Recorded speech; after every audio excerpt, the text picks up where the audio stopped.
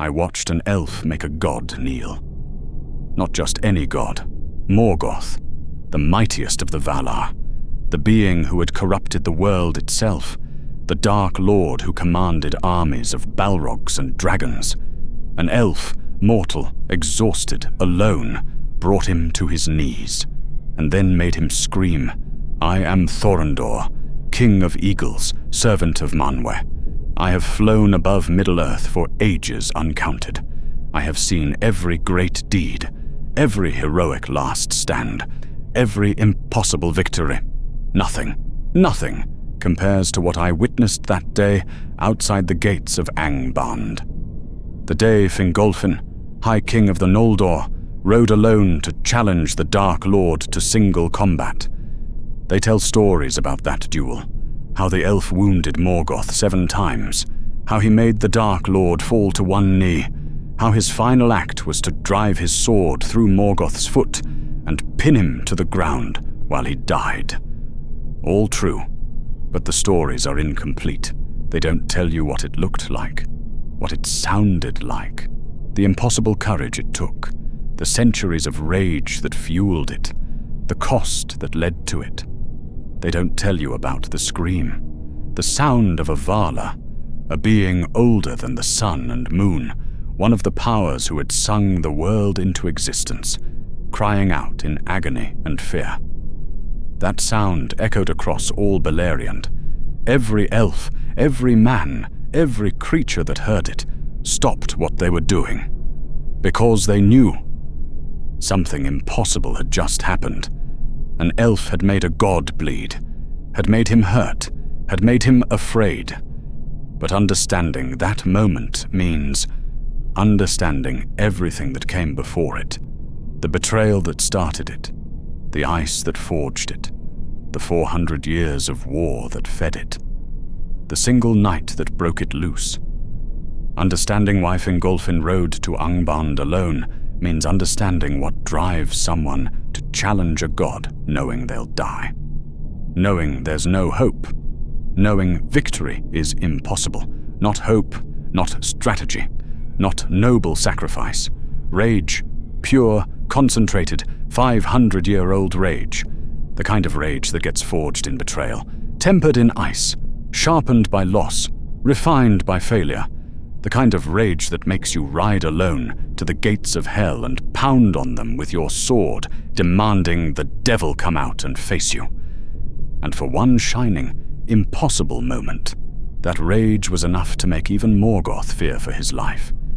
This is the story of the greatest warrior who ever lived, and the day he proved it by nearly killing a god.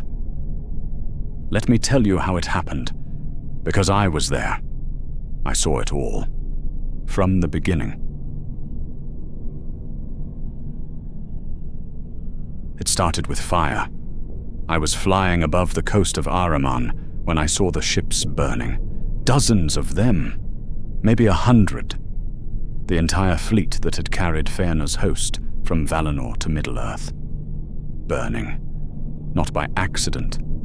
Not by attack from some enemy. Deliberately. Fëanor's people were setting them on fire, destroying them, pushing them out to sea to burn and sink. I circled lower, trying to understand what I was seeing.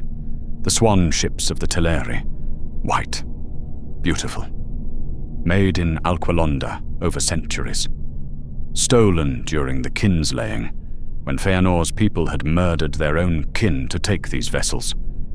Blood already on them before they ever left Valinor. And now, burning.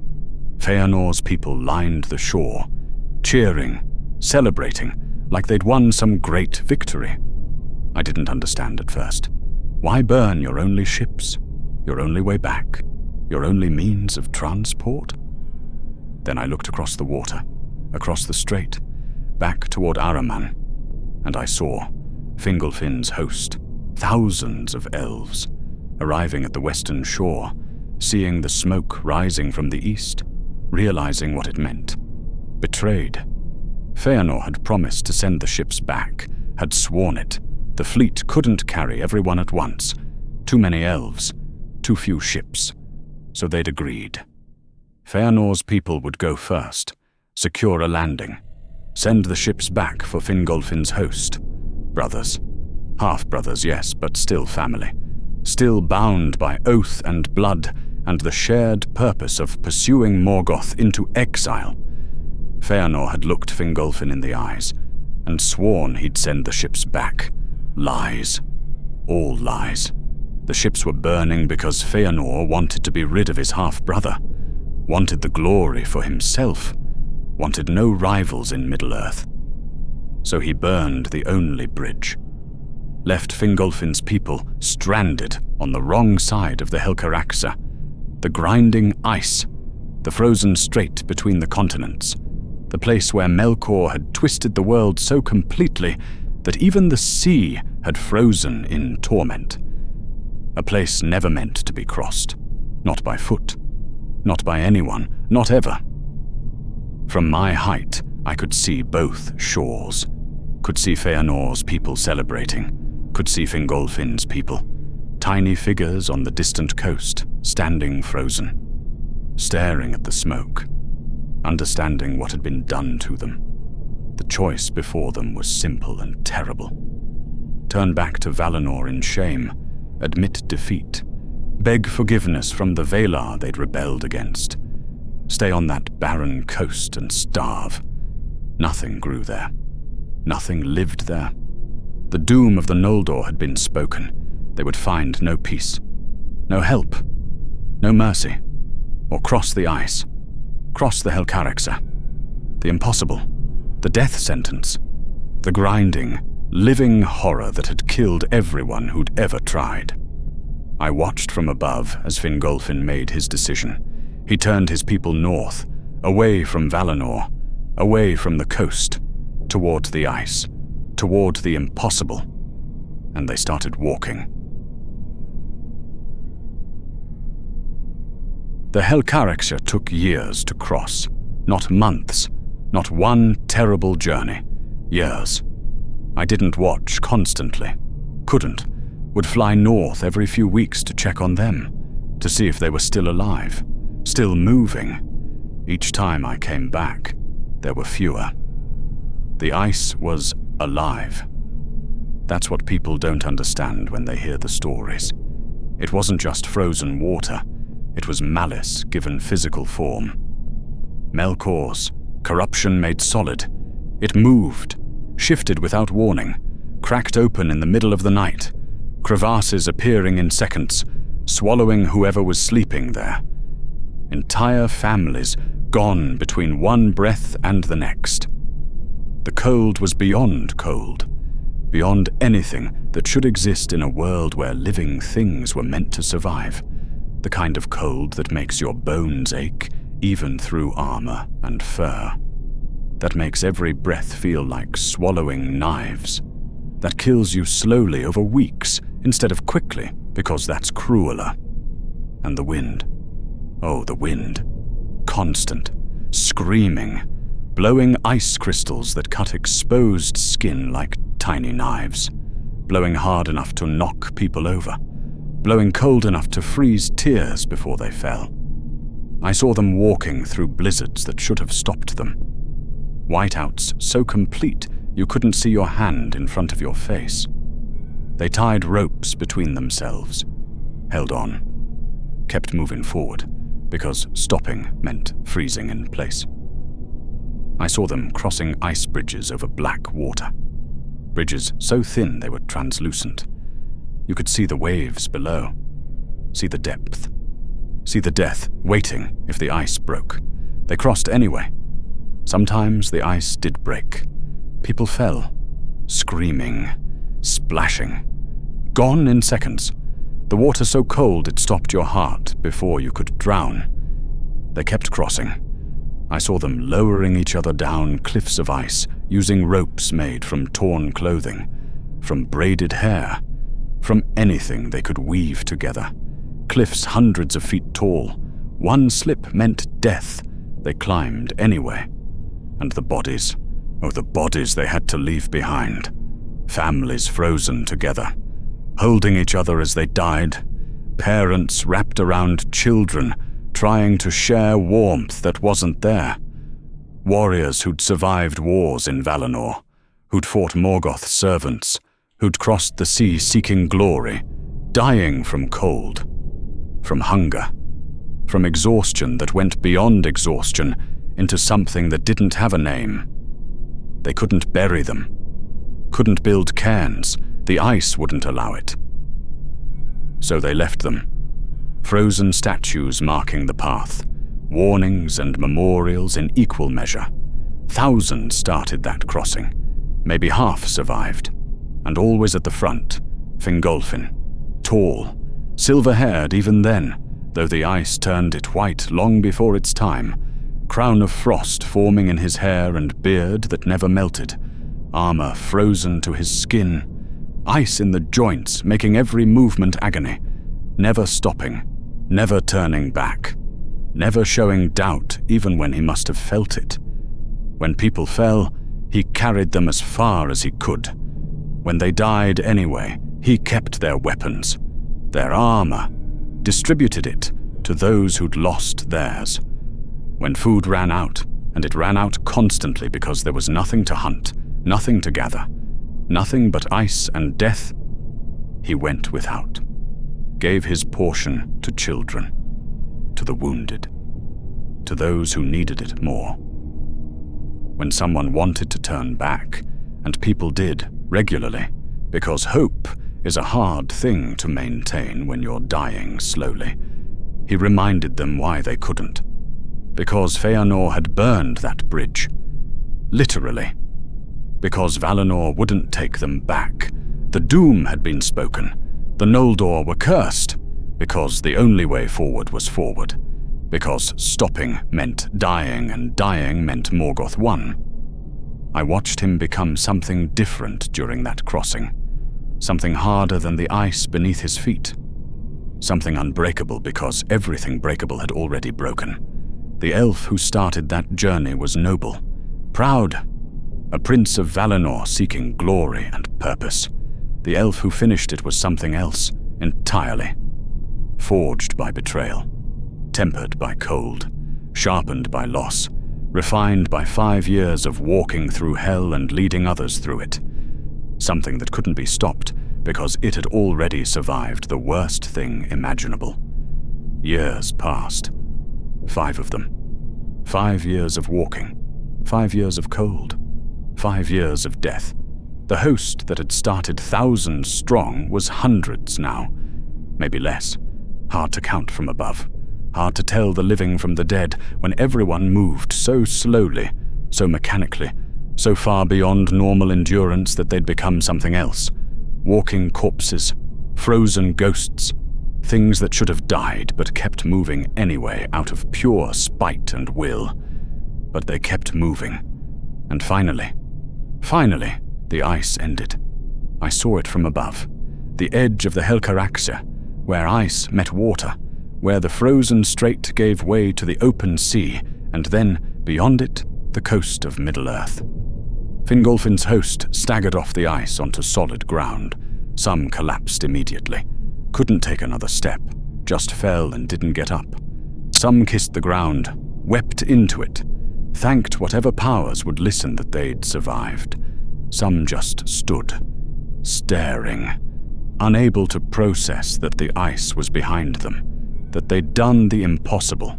They'd crossed the Helcaraxia, fewer than half who'd started. But they'd crossed it.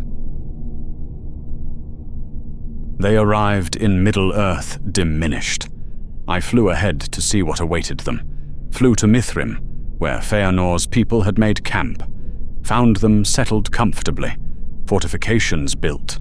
Tents erected. Fires burning. Food cooking. 5 years they'd been there. 5 years of safety while Fingolfin's people were dying on the ice.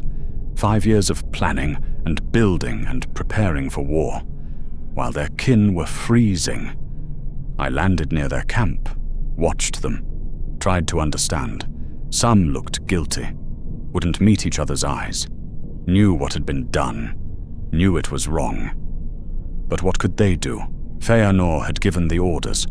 Feanor was dead now, killed fighting Balrogs, I'd learned. Killed in the very kind of reckless, glorious, stupid charge he'd always dreamed of making. Dead before facing any consequences for burning the ships. His sons ruled now, the 7 sons of Feanor, and they showed no guilt, no shame. Just defiance and pride. This was Feanor's legacy. Betrayal and death. I flew back north to watch the meeting. Fingolfin's host approached the camp at dawn, staggering, skeleton thin, frostbitten, ears and noses and fingers black with it.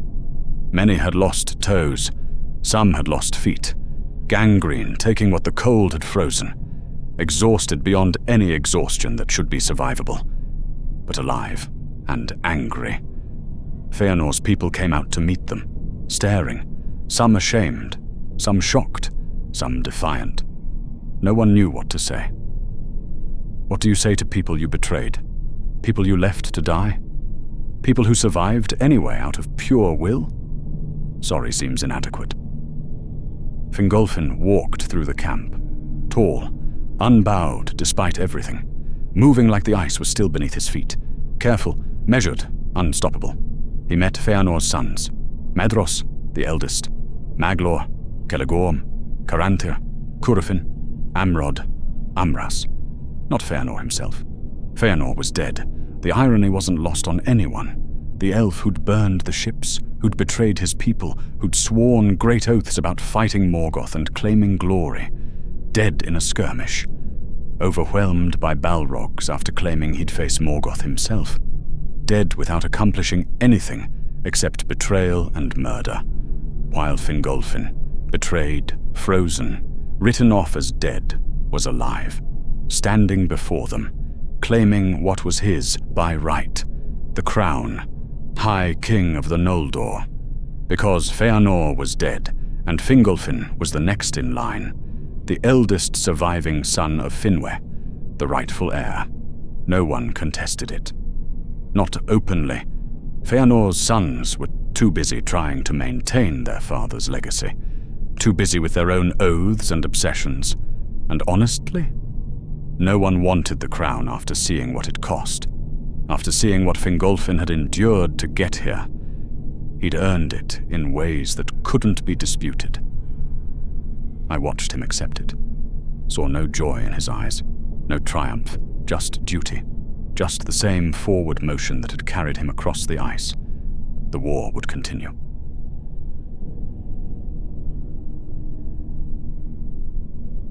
Fingolfin proved himself immediately.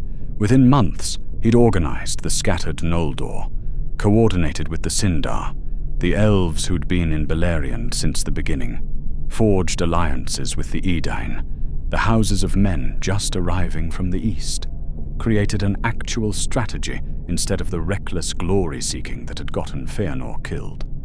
And then he struck, the Dagor Aglareb, the glorious battle. Morgoth had heard about the Noldor arriving, had spent 5 years preparing, building armies, breeding orcs, training werewolves, making weapons. He sent them south in one massive wave.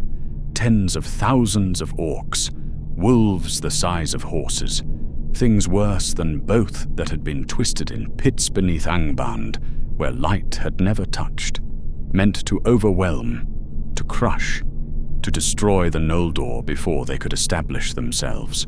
Fingolfin met them in the field, and won. I watched that battle from above, saw Fingolfin coordinating 3 separate armies, his own host, the Sindar allies, the Edain warriors, into one unified force. Saw him lead charges personally, not hiding behind lines, not commanding from safety. There, at the front, sword flashing, voice carrying above the din. This was not the elf who'd started across the ice. This was something the ice had made, something unbreakable that knew pain and cold and betrayal so intimately that battle was almost a relief. The orcs broke, ran, fled back toward Angband with the Noldor pursuing.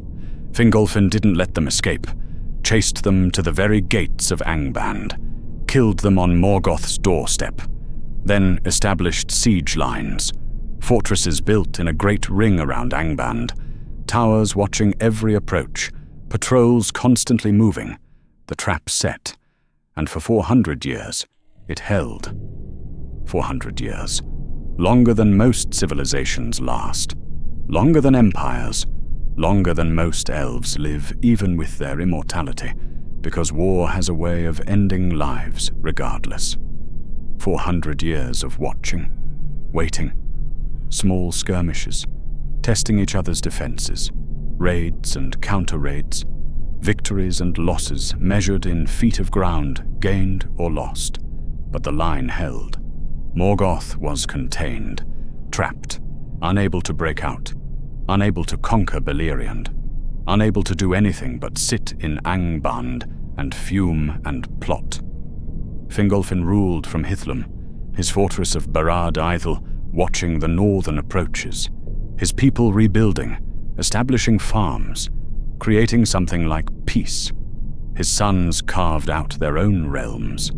Fingon to the east in Dorlomin, Turgon secretly building Gondolin, the hidden city that would stand longest of all. Peace. Of a sort. The kind of peace that's really just a held breath before the storm. The kind everyone knows can't last, but hopes will anyway, because hope is what you cling to when there's nothing else. I watched from the Chrysogrim, the peaks above Gondolin, Maeri, my kingdom. Watched the realms grow. Watched new generations born who didn't remember Valinor, who didn't know what their grandparents had sacrificed, who thought the siege would last forever. Watched Fingolfin grow older. Not in body, elves don't age like mortals, but in spirit. The weight of kingship pressing down, the weight of memory, the weight of 400 years of responsibility. 400 years is nothing to the Valar, to beings who existed before time, to powers who measure existence in ages. But to elves, to those who'd crossed the ice, to those who remembered every day of that crossing, every death, every failure, long enough to hope it might last forever, long enough to forget it couldn't, long enough to believe the worst was behind them. They were wrong. The fire came at night. I was roosting in the mountains when the northern horizon lit up. Not sunrise.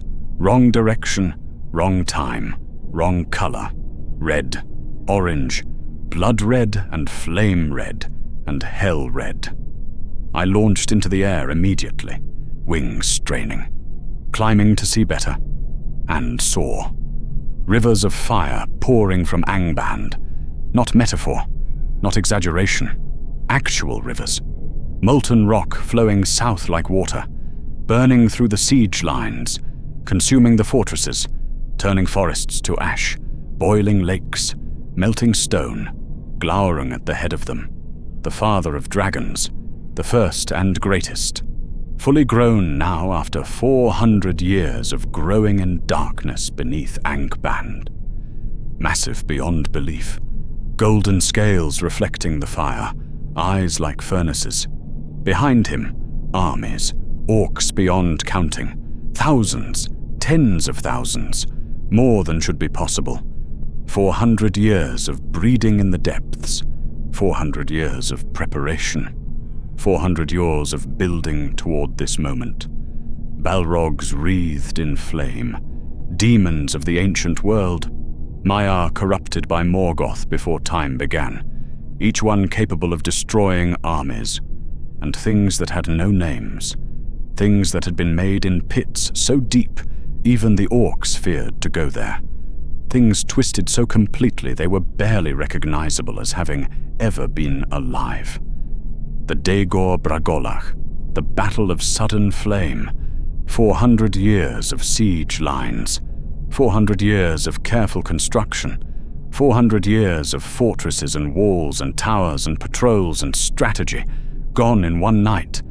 I flew above the carnage, watching, unable to intervene, unable to help, just watching.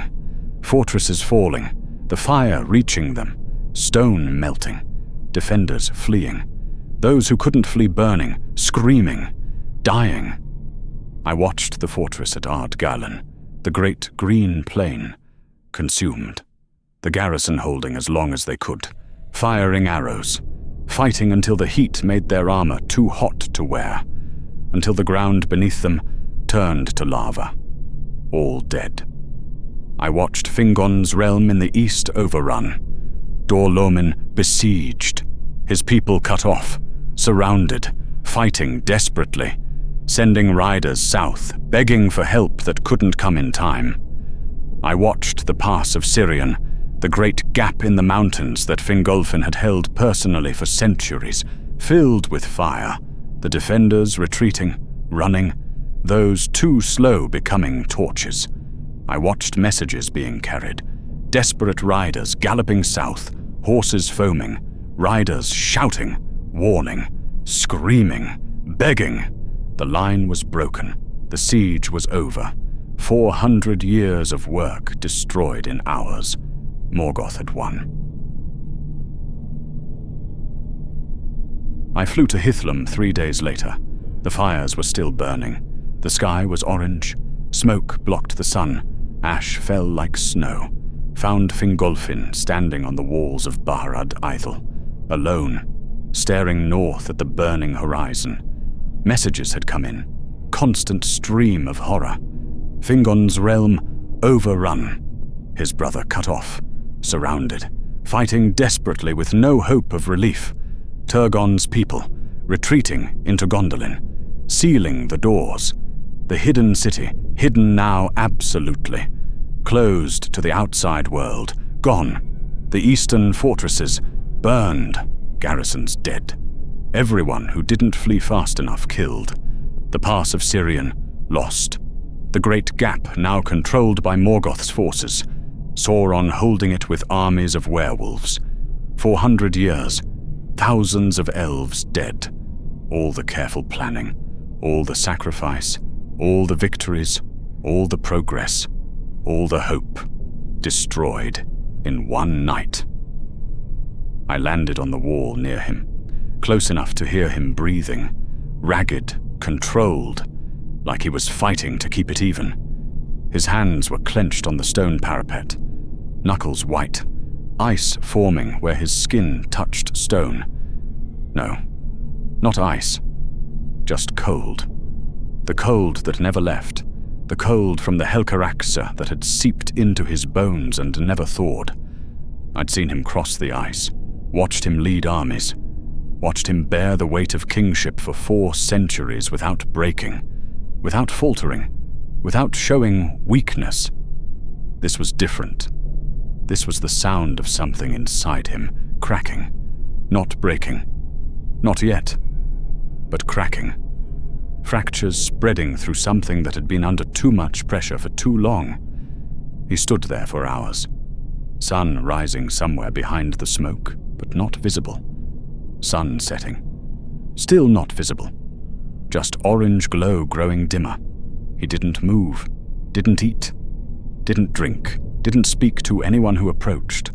Just staring north, toward Angband, toward Morgoth, the being who'd corrupted the world, who'd twisted Melkor, brightest of the Valar, into something monstrous, who'd burned the 2 trees, who'd stolen the Silmarils, who'd murdered Fingolfin's grandfather Finwë, the being who'd forced the Noldor into exile, who'd driven them to rebel against the Valar, who'd created the circumstances that led to the burning of the ships, the being ultimately responsible for everything, every death on the ice, every loss in the wars, every betrayal and sacrifice and horror of the last 500 years.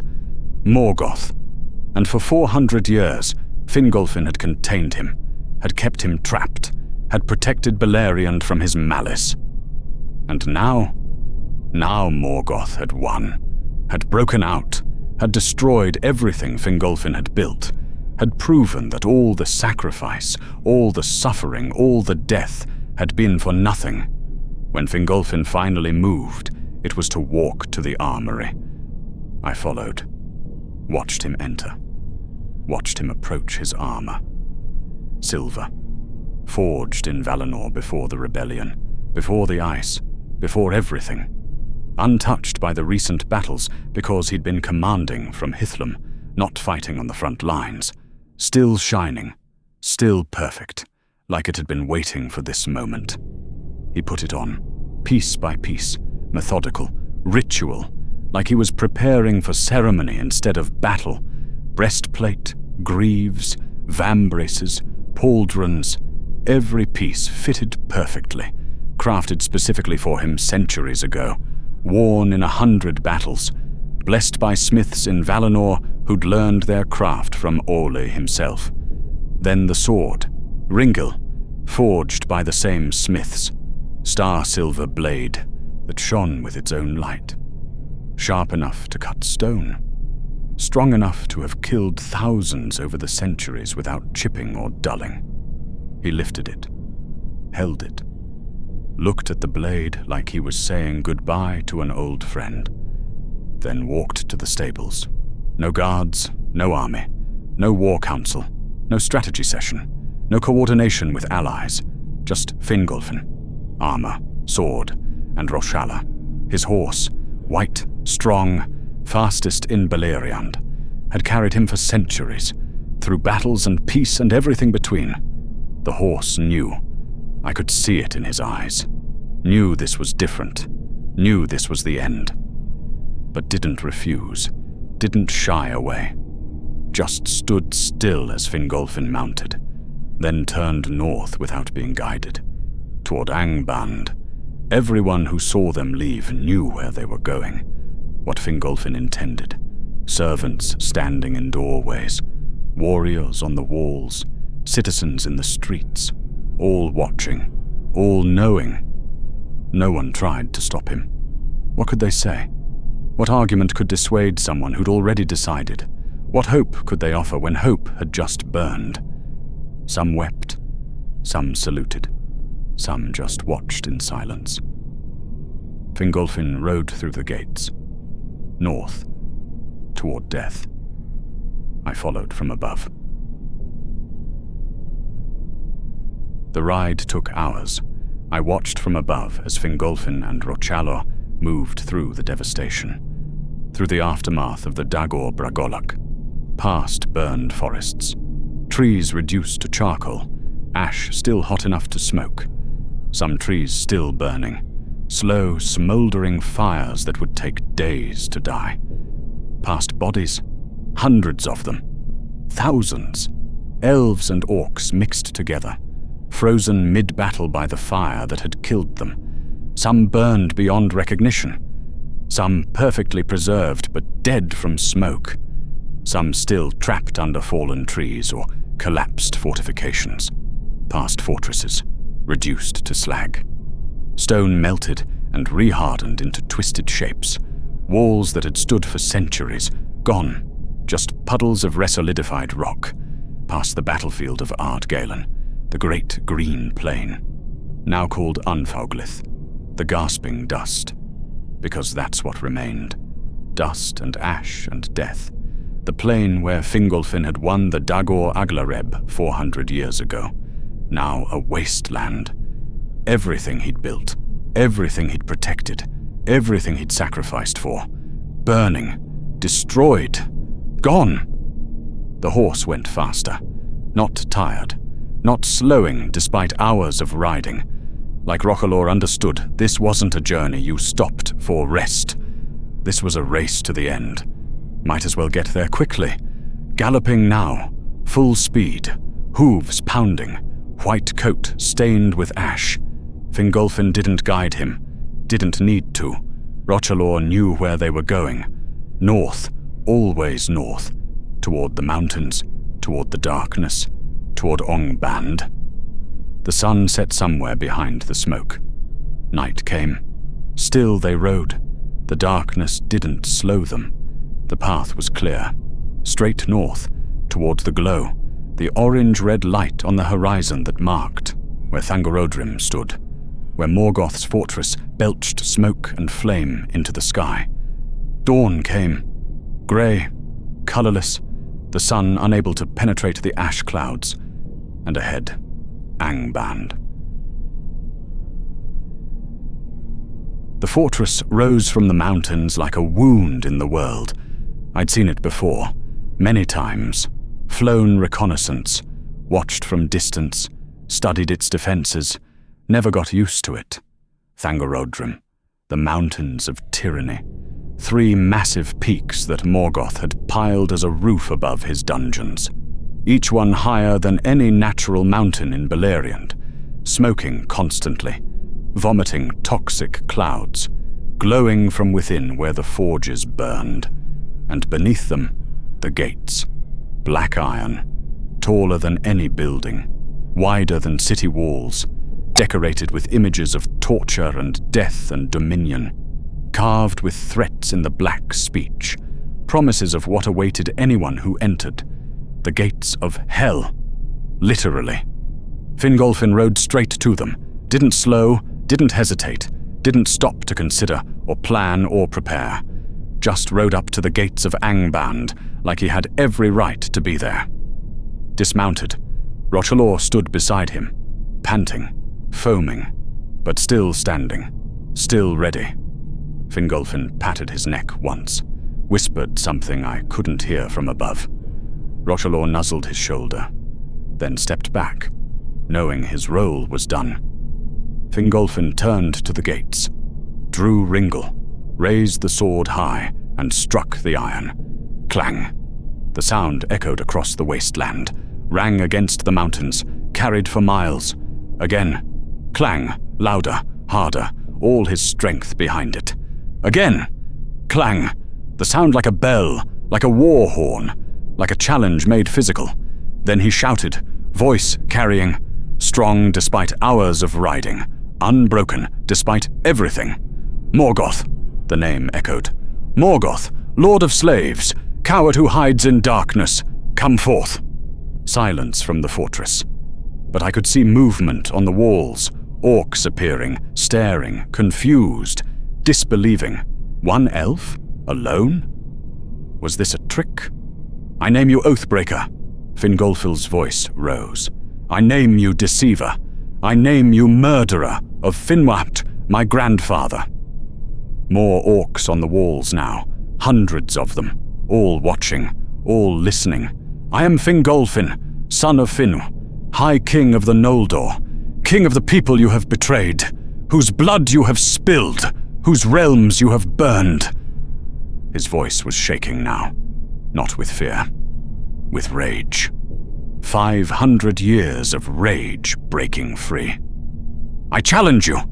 Come out and face me, or be known forever as the coward who feared one elf.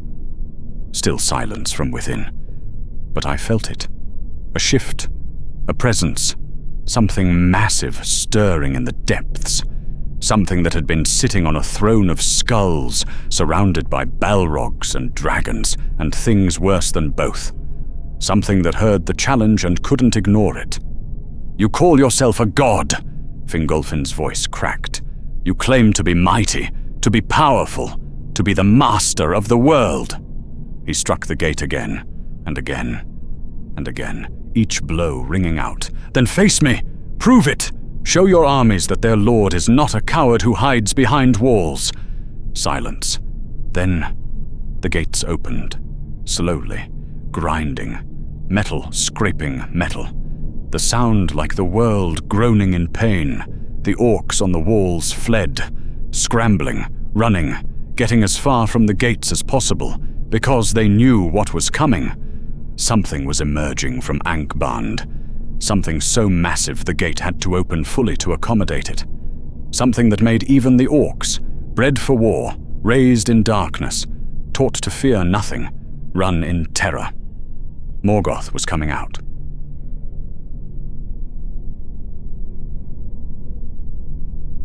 He emerged into the grey dawn light, and the world seemed to darken further. The size. I've lived since before the sun and moon were made. I've seen the Valar in their full power in Valinor. I've seen Manwë, my lord, in his glory. I've seen dragons and Balrogs and krakens, and every creature great and terrible that has walked or flown or swum. Nothing prepared me for seeing Morgoth at the gates of his own fortress, choosing to manifest in physical form at full power. Taller than the gates, taller than buildings, taller than the fortress towers. Like a mountain had decided to walk and learned how. His armor was black, not painted black, not forged black. Black like the absence of light, like looking at a void in the shape of a man. Light touched it and died, disappeared into it, consumed by whatever darkness he'd bound into the metal. His crown was iron, wrought into points like talons, like claws reaching upward, and set in it 3 Silmarils, the last 3, the jewels Feanor had made, that had held the light of the 2 trees, that Morgoth had stolen and murdered for. They burned in his crown, blue-white light, pure, holy, the last untainted light of Valinor. But they couldn't illuminate him, couldn't penetrate the darkness, just made his face visible in brief glimpses when the light caught it. A face that had been beautiful once. One of the Ainur, one of the powers who had sung the world into being. Now, twisted, burned, scarred by his own evil, by the corruption he'd chosen, by the malice he'd embraced so completely it had consumed his original form and remade him into this. In his right hand, Grund, the hammer of the underworld, black iron like his armor, handle longer than a tree, head the size of a boulder, the weapon he'd used to break mountains, to crack the earth, to shatter whatever stood against him. The weapon that would, ages later, break the gates of Minas Tirith when Sauron wielded it. In his left hand, a shield, vast, circular, black as his armor, marked with symbols in the black speech, wards and curses, protection and malice bound together, and the power radiating from him, like standing near the sun, like heat you could feel from miles away. But not warmth, not comfort. This was the heat of a forge, of a volcano, of something burning so hot it consumed everything near it. The weight of his presence pressed down on the world, on reality itself, like he was too large for the space he occupied, like the world was struggling to contain him.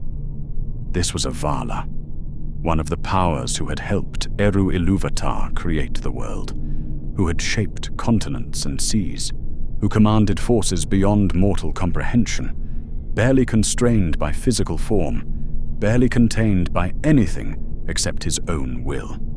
And standing before him, Fingolfin, mortal height, maybe 6 feet tall, silver armor bright in the light of the Silmarils, one sword, no shield.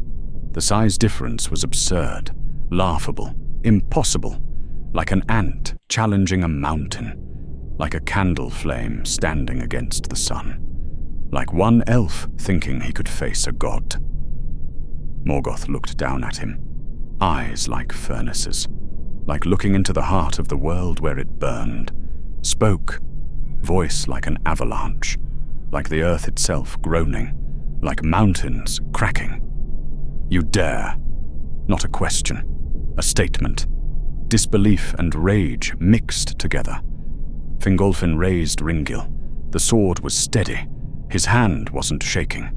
After everything, after the ice and the betrayal, and the 400 years and the failure and the loss, his hand wasn't shaking. I dare. Fight me, or everyone will know you feared to. For a moment, nothing.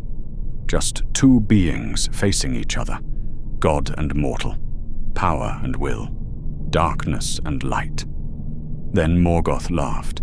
Terrible sound, like mountains cracking, like the earth breaking apart, like malice given voice. Very well.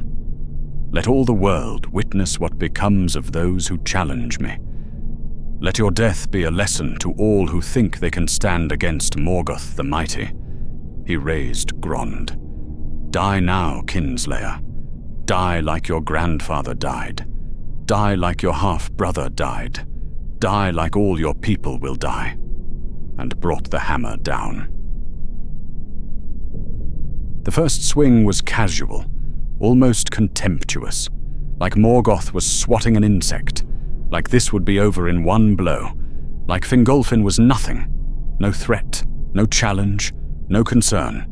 Grond came down like a falling meteor, fast despite its size, whistling through the air, the sound of it cutting through space, the weight of it dragging down, coming at Fingolfin like judgment itself.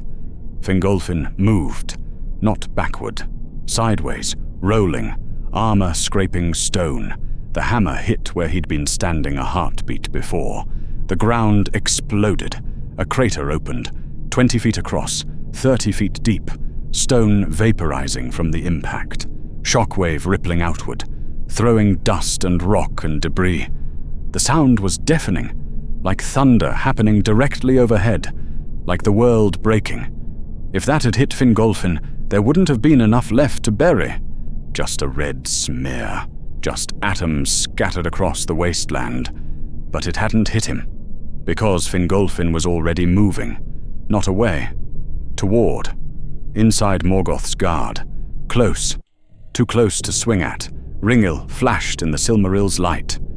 Cut across, Morgoth's right foot, above the ankle, where armor met flesh. The blade bit deep, black blood welled up, not red, black, thick, smoking where it hit the ground, hissing, burning the stone it touched, first blood. Morgoth looked down. The casual contempt vanished, replaced by surprise. The elf had actually hurt him. The elf was fast. Grond swung again. Not casual now, not contemptuous, serious. Horizontal sweep trying to catch Fingolfin before he could escape.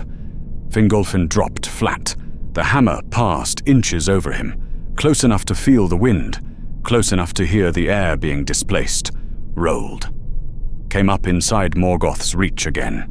Ringil stabbed up, into the back of Morgoth's calf, deep, finding the gap between armor plates. More black blood, spraying now, coating Fingolfin's armor, smoking, burning, but the armor held. Morgoth stumbled, just barely, just for a heartbeat. But he stumbled. The orcs on the walls went silent, completely silent, disbelieving. Their lord, their god, their master who had created them and commanded them and promised them dominion over all the world. Bleeding, stumbling, from an elf. Morgoth attacked seriously now. No more testing, no more contempt, no more casual swings meant to intimidate. Grond came down again and again, trying to crush, trying to splatter, trying to end this embarrassment before it became worse. Each impact created a new crater, each crater larger than the last, the ground around them becoming a maze of broken stone and smoking pits. 20 craters, 30, 40. Each one a death sentence missed by inches. But Fingolfin kept moving, dancing between the impacts, using the craters for cover, rolling into them when Grond came down, climbing out when it lifted, darting in when Morgoth overextended. He'd learned this on the ice, how to move on broken ground, how to navigate impossible terrain, how to keep going when the surface beneath you was trying to kill you. The craters were nothing compared to the Helcaraxe. Ringil flashing, always aiming for joints, always going for vulnerabilities, always finding gaps. Third wound, Morgoth's left foot, same place, same depth, matching injury. Fourth wound, behind Morgoth's right knee, hamstring, deep enough to cut muscle. Fifth wound, behind the left knee, matching again. Systematic, methodical, breaking down the target piece by piece. Morgoth's movements became less coordinated, the legs not working quite right, the balance slightly off. Sixth wound, Morgoth's right thigh, high up, Ringil stabbing deep, finding the femoral artery, if Morgoth had such a thing. More black blood, pouring now, a lot of it. The Valar roared, not a shout, not a battle cry, a roar, pure rage and pain and disbelief mixed together. The sound shaking the mountains, causing avalanches on Thangorodrim, making the gates of Angband vibrate. He was actually hurt, not just wounded, not just bleeding. Hurt in pain, real pain, the kind that made it hard to think, hard to fight, hard to do anything except feel. He crashed his shield down, not at Fingolfin, at the ground, trying to change the battlefield, trying to create obstacles, trying to slow the elf who was cutting him apart. The shield hit with the force of an earthquake. Stone cracked, more craters opened, fissures spreading. Fingolfin stumbled, just for a second, the ground shifting under him. Morgoth saw it. Grond came down, aimed, deliberate. Fingolfin threw himself sideways. The hammer caught his shoulder, glancing, not full force, but enough. The armor held, but compressed. The impact drove him into the ground. Hard, he rolled, got up, slower than before, shoulder not working quite right. First real hit, Morgoth pressed, shield coming around, trying to pin Fingolfin against a crater wall. Fingolfin ducked under it. Ringil cut. Morgoth's ankle, again, deeper this time. 7th wound, Morgoth's right leg buckled. Actually buckled. The wounds too many, too deep. The leg not holding weight anymore. He caught himself with Grond, using the hammer like a crutch, keeping himself upright. But he'd fallen, to one knee. Not fully, not collapsed, but down. Lower than he'd been. Lower than he'd ever been, to anyone. On his knee before an elf. The impossible happening.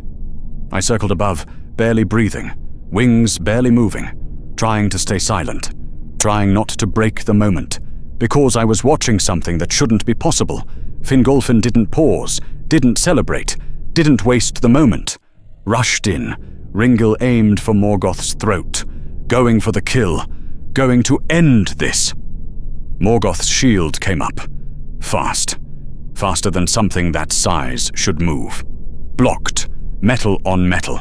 Ringil scraping across the shield's surface, deflected.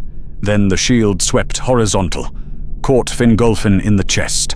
Not a crushing blow, not trying to kill, just pushing, creating space. Fingolfin flew back, hit the ground, rolled, came up, ribs cracked, not broken but damaged, breathing harder now, each breath painful. Morgoth used the moment to stand, pushing off with Grond, rising, getting his feet under him, standing again, but wounded, bleeding from 7 places, limping, right leg barely holding weight, and afraid. I could see it from above, in how he moved, how he stood, how he positioned himself defensively instead of attacking. This elf could actually kill him. Shouldn't be possible. Wasn't supposed to be possible. Violated every rule of how the world worked. But it was happening, and Morgoth knew it. The fight became desperate. No more posturing, no more displays of power, no more trying to demonstrate dominance, just survival. Morgoth fighting like his existence depended on it, because it did. Grond swinging with precision now, no wasted movement, every attack aimed, every defense calculated, the shield used constantly, blocking Fingolfin's attacks, creating barriers, forcing the elf to go around instead of through. But Fingolfin was relentless. Every time Morgoth blocked high, Fingolfin went low. Every time the shield came left, Ringil struck right, dancing, weaving, moving like water, like wind, like something that couldn't be pinned down or predicted or stopped.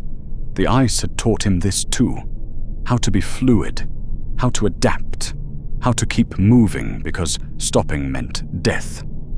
But he was tiring, mortal body, mortal limits, minutes of peak performance against an immortal being, Hours of riding before that. Days of stress before that. 500 years of burden before that. The exhaustion catching up. His dodges getting slower, just fractions of seconds, just tiny increments. But slower. His breathing ragged. Visible even from my height. Each breath harder than the last. His movements not quite as fluid. The shoulder injury affecting his sword work. The cracked ribs making deep breaths agony. Grond came down. Fingolfin dodged, but his foot caught in one of the craters. Just for a heartbeat. Just a stumble. Morgoth saw it. Grond came down again. Not at Fingolfin. At the ground beside him. Close. Very close. The impact threw Fingolfin sideways. Tumbling. Landing hard. Sliding across a broken stone. Dazed. Disoriented. Vision swimming. Struggling to rise. Pushing up on his arms. Knee under him. But slow. Too slow. Grond came down again. Another shockwave. Another tumble. Fingolfin rolling. Trying to get distance. Trying to recover. But the ground kept shifting. The craters making it impossible to find stable footing. The battlefield itself betraying him. All the craters Morgoth had made. All the destruction from mist swings. Becoming a trap. Becoming obstacles. Becoming the terrain that would kill him. He got to his feet. Swaying. Ringil still in hand but held lower. Arm tired. Shoulder screaming.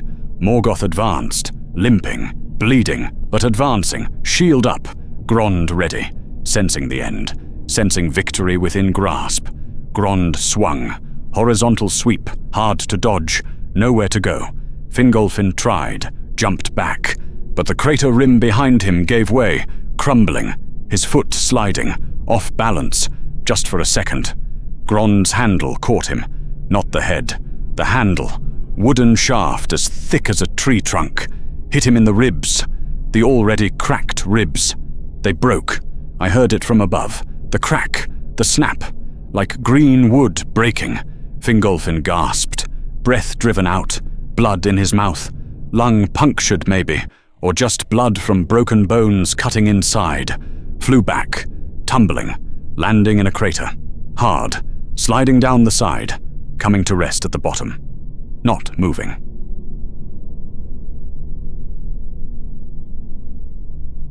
Morgoth limped over to the crater's edge. Bleeding from 7 wounds. Right leg barely working. Left leg wounded. Breathing hard. Exhausted. But standing. And Fingolfin was down. Broken. Bleeding. Dying. Morgoth raised his foot. Going to step into the crater. Going to crush Fingolfin's head. End this. End the humiliation. End the elf who'd dared to challenge him and nearly won. His foot came down, toward Fingolfin's head, toward the end, and Fingolfin's eyes opened, not glazed, not defeated, not ready to die, furious. 500 years of rage burning in those eyes. Betrayal and ice and loss and failure compressed into one final moment. Not dead yet. Not finished yet. His good arm moved, Ringil still in his grip, holding it like all that mattered was not dropping the sword, not letting go, not surrendering. As Morgoth's foot came down, Fingolfin twisted, rolled, brought Ringil up, all his remaining strength, all his rage, all his will, everything he had left. Ringil stabbed upward, into Morgoth's descending foot, through it. The blade punched through the bottom, through flesh, through bone, through the top, pinning foot to ground. Morgoth screamed, not a roar, not a shout, not a battle cry, a scream, high, piercing, terrible, agonized. The sound of a Vala in pain beyond imagining.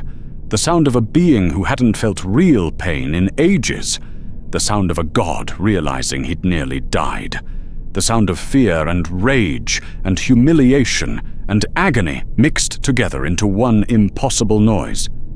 The scream echoed across Beleriand, across the mountains, across the wastelands and forests and kingdoms and seas. Miles away, warriors fighting stopped, turned north. listening. What was that? In Hithlum, in Dor Lomin, in Gondolin, in Nargothrond, in Doriath, in every elf realm and human settlement and dwarf kingdom.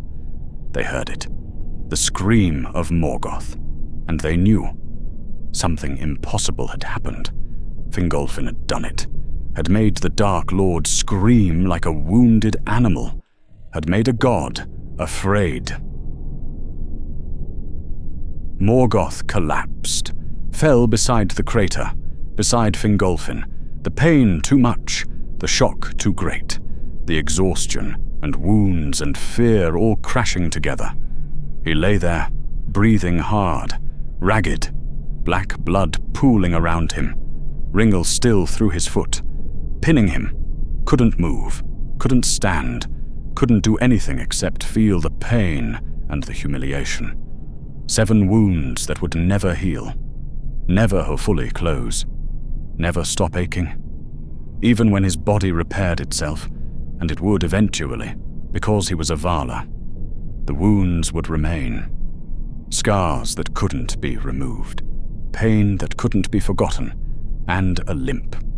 Forever after, Morgoth would limp, the great and terrible Dark Lord who commanded armies and broke the world, limping like a cripple, like someone who'd been beaten, because he had been beaten by an elf. Fingolfin's hand fell away from Ringel, his last act done, his last blow struck, his last victory won, eyes closing, breathing, slowing, stopping, dying, but smiling, slight, barely visible, but there. Because he'd made it count. Couldn't win, couldn't survive, couldn't accomplish the impossible, but he'd come close. Close enough to make Morgoth scream. Close enough to cripple him. Close enough to leave wounds that would never heal. Close enough that everyone who heard that scream would know. Fingolfin had nearly killed a god, and sometimes nearly is enough. Sometimes making them scream is the victory. I dove, wings folded, dropping like a stone, fast as I could. Morgoth was still collapsed, still couldn't move, still pinned by Ringil through his foot, still overwhelmed by pain, but his hand was moving, reaching, toward Fingolfin, toward the body, trophy, evidence, something to show he'd won, something to prove the elf hadn't really come that close. I hit him, claws extended, raking across his face, across his eyes, not trying to kill, couldn't kill a Valar, but could hurt, could make him pull back. Morgoth screamed again, different sound, surprise and fresh pain, hand going to his face, to the new wounds. I grabbed Fingolfin's body, claws gentle, careful, holding him like he was precious, like he mattered more than anything, because he did. Wings straining, lifting, the body heavy with armor and weapons and the weight of everything he'd carried. But I'm strong, king of eagles, blessed by Manwë, capable of carrying far more than one elf. I lifted, rose. Morgoth saw me, reached, tried to grab. Too slow, too wounded, too broken. He tried to stand, couldn't. Ringil still through his foot, had to pull it out first. Grabbed the blade, yanked, screaming again as it tore free, as the wound widened, as more blood poured. But I was already gone, already climbing, already out of reach. Behind me, Morgoth's rage, roaring, screaming orders. Balrogs pouring from the gates, dragons stirring. Too late, all too late. I flew south, wings beating, climbing higher, getting altitude, getting distance, carrying Fingolfin away from Angband, away from Morgoth, away from the hell that had killed him. The armor was crushed on one side, the ribs broken beneath it, the shoulder dislocated, the body still warm, but still gone. But the face, peaceful, almost smiling, like he'd found what he was looking for, like the 500 years of rage had finally found release, like he'd proven whatever he needed to prove, That courage could stand against power. That will could challenge might. That one elf could face a god and make him scream. I carried him to the Chrysogrim, the mountains above Gondolin, my home, my realm, the highest peaks in Beleriand, high enough to see all of Beleriand spread below, all the realms Fingolfin had protected, all the lands he'd fought for, all the kingdoms he'd defended. Turgon met me there, must have seen me coming, must have climbed from Gondolin when he heard the scream, must have known, his son, running, climbing, desperate. I landed, laid Fingolfin's body down gently, on the stone, on the heights. Turgon reached us, fell to his knees beside his father. Didn't speak, couldn't, just held him, weeping. The body was broken, crushed, ruined by the battle, by impacts that should have killed him 10 times over. But the face was peaceful. Turgon understood. Looking at that face, seeing the slight smile, his father had chosen this, had wanted this, had ridden to Angband deliberately seeking this end, not suicide, not giving up, not surrendering, something else, making a statement, making them pay, making Morgoth know that the Noldor, even broken, even defeated, even diminished, could still hurt him, could still make him scream.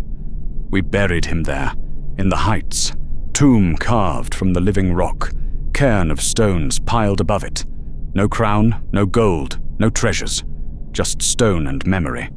His sword, Ringil, we laid beside him, bent now, damaged from being pulled through Morgoth's foot, but still shining. His armor, crushed and broken, but still silver. His body, at peace at last, the way he would have wanted, overlooking everything he'd died protecting. That was over 6,000 years ago by the reckoning of the world.